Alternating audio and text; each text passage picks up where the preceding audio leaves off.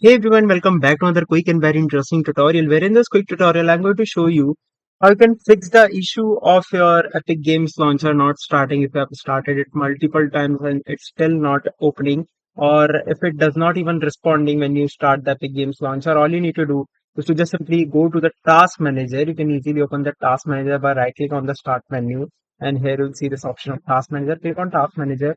Now here inside the task manager, go to the section where you can find the processes that are running. Here you need to search for Epic Games. The process is definitely running in the background. Now make sure to stop all the processes of Epic Games launcher just by right clicking over there and hit on this option of run task.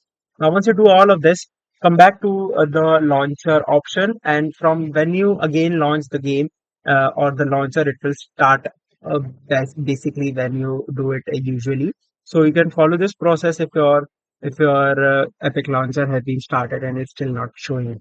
Alright, so that's it for this tutorial. I hope this video will be helpful for you. Make sure to hit the like button and subscribe button for more such helpful and interesting tutorials. See you in the next one. Take care.